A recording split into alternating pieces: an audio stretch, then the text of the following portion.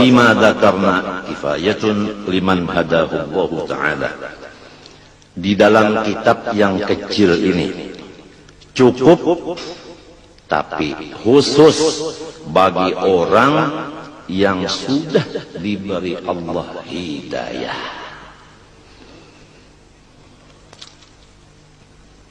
Wa qad ajma'u annahu la yasilu ahadun ila maqami husnil dhann illa in tahhara Allah ta'ala batinahu min sa'irir radha'il. Ulama-ulama ijma' atau sepakat memutuskan bahwa tidak bisa mendapat seseorang makom baik sangka kepada semua orang Islam terkecuali sesudah Allah Ta'ala yang kuasa membersihkan hatinya dari semua sifat-sifat yang keji dan kotor. Jadi terserah Allah aja lagi.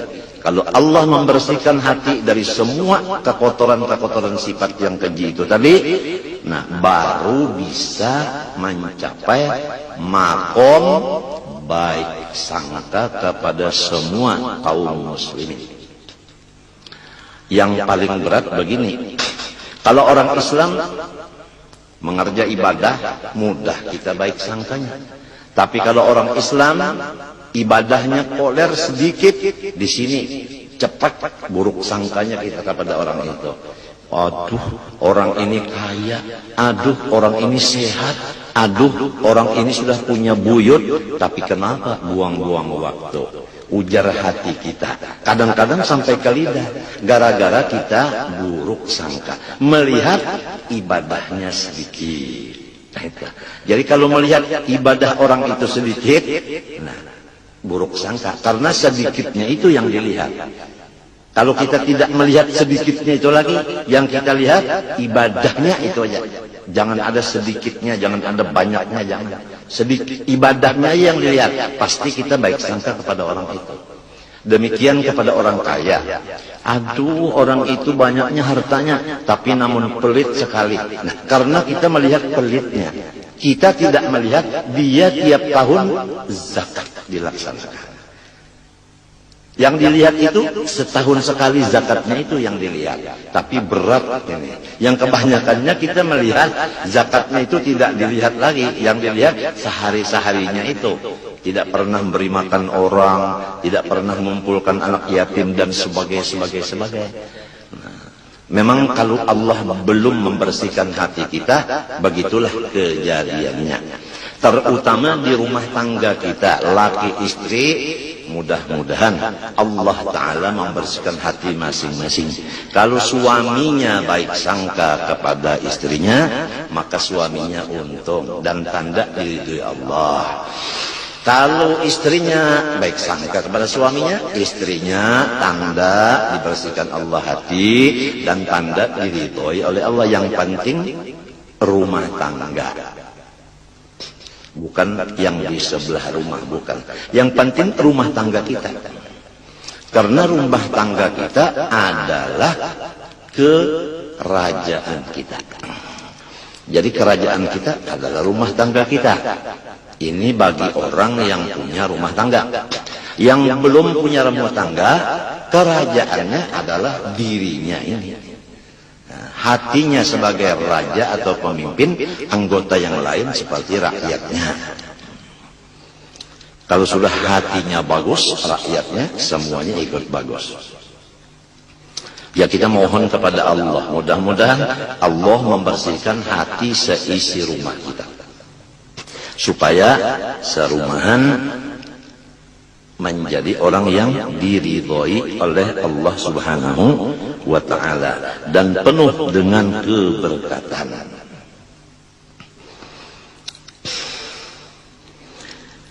Nah, adapun jalan untuk atau adapun ciri orang yang bakal dibersihkan Allah Ta'ala hatinya, pertama, dia mendapatkan seorang guru yang memimpin akan hatinya. Itu pertama. Jalannya jalannya untuk mencapai hati yang bersih tadi, punya guru yang memimpin supaya hati menjadi baik. Jelasnya, kalau punya guru yang baik sangka, insya Allah kita akan menular baik sangkanya itu kepada kita. Tapi kalau punya guru yang buruk sangka, nah itu menular juga kepada si muridnya sifat buruk sangka itu. Itu namanya nazrah, pandangan dari seorang guru. Nomor 2, wa imma bil ilaji war riyadhah. Yang kedua, tidak punya guru, tapi dia mengamalkan akan ilmu-ilmu yang sudah didapatnya. Nah, kalau bisa baca Quran, amalkanlah Quran. Artinya bacalah Quran. Quran itu bukan dari Fatihah sampai Qul a'udzu birabbil nas, bukan. Bismillah. Quran diulang-ulangi, Bismillah, Bismillah, Bismillah, Bismillah. Tapi harus dengan riyadhah. Arti riyadhah di sini mengurangi tidur, mengurangi makan, mengurangi ngomong, mengurangi bergaul. Tidak boleh yang 4 ini satu pun yang ketinggalan. Ini wajib. Mengurangi tidur, mengurangi makan, mengurangi omong, mengurangi bergaul. Kemudian mengamalkan ilmu-ilmu yang sudah ada dengan rutin.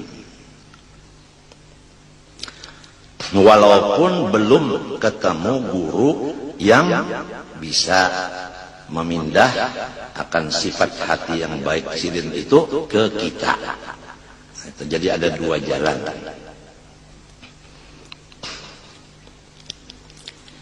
Adapun tandanya orang yang sudah selesai daripada perkara ini sehingga mendapat hasil, yaitu baik sangka, yaitu bihaitsu yasiru la yahturul fahsya'u ala balih, yaitu sekira-kira kada pernah sedetik lagi pun melihat aib orang lain.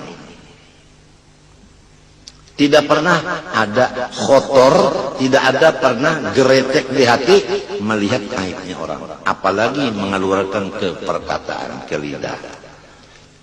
Itu tandanya yang sudah berhasil. Baik berhasil dengan sebab pimpinan guru, atau berhasil dengan sebab dia berusaha beribadah dengan melaksanakan 4 syarat tadi. Mengurangi makan, minum, omong, gaul. Jadi itu ada ukurannya. Udah sampai belum? Wa ma dama fi batinihi syai'un min ar-radha'il fal ghalibu su'u dhannihi bin nas. Selama masih ada di hati seseorang sedikit saja daripada sifat yang tidak baik, maka jelas sangka-sangkanya dengan orang lain pasti jahat. Jadi selama ada sifat yang jahat sedikit saja di hati suami, pasti dia buruk sangka kepada istrinya. Demikian istri terhadap suaminya. Demikian adik terhadap kakaknya, kakak terhadap adiknya. Jadi rumah tangga menjadi neraka jahanam, bukan menjadi surga ridwan lagi, bukan. Karena ada satu aja yang belum bersih hati. Tandanya sangka-sangka tidak baik. Nah, kenapa jadi orang buruk sangka kepada saudaranya sendiri? Qiyasan ala ma indahu, karena dia menganggap bahwasanya diri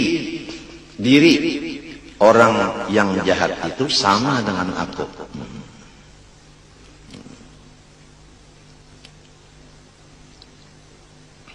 Kalau sulit dipaham begini, setiap orang yang buruk sangka kepada saudaranya seagama menunjukkan bahwa di dalam dirinya sifat yang buruk itu, bukan di diri temannya itu. Wa fi hadzal ma'na qala ba'dhum, berkata sebahagian daripada ulama wali, idza sa'a fi'lul mar'i sa'at dununuhu wa sadda qama ya'taduhu min tawahhumi wa 'ada muhibbihi biqawli 'idatihim wa asbaha fi lailin minasyakki mudlimi. Fa'ulun mafailun di mafaulun bahar apa nih? Tawil kalau lah. Idza sa'a fi'lul mar'i sa'at dununuhu. Buktinya orang yang perbuatannya jahat. Jadi kalau orang perbuatannya jahat lalu berkata saya baik sangka, tidak bisa. Tidak bisa. Kalau sudah pekerjaannya jahat, menunjukkan hati dengan si A itu selalu renggang. Nah itu tandanya. Nah supaya diri kita ini terjaga, selamat, janganlah buruk sangka ke orang lain.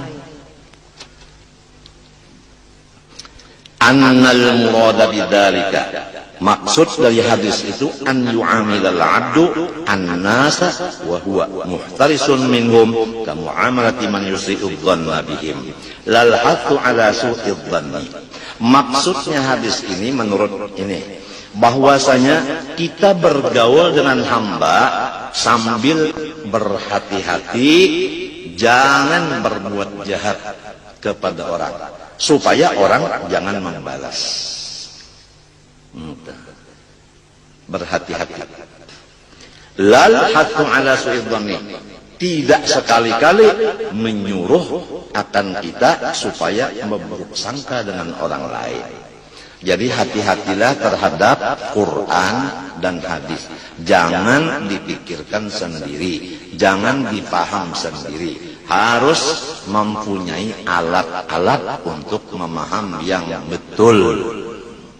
Jangankan Quran dan hadis tidak bisa dipaham dengan akal, harus dipaham dengan ilmu-ilmu alat. Di antaranya lughat, nahwu, sorof, balaghah, mantik, usul fikih, usul hadis, usul tafsir. Ya, itu semuanya harus ada alat-alat itu. Orang memasak nasi kalau tanpa alat tidak bisa masak. Itu bandingannya. Apalagi memaham Quran dan hadis. Oleh sebab itu kita sering berbicara bahwa tafsir itu sangat jauh bedanya daripada terjemah. Jadi jangan sampai terjemah dikira tafsir.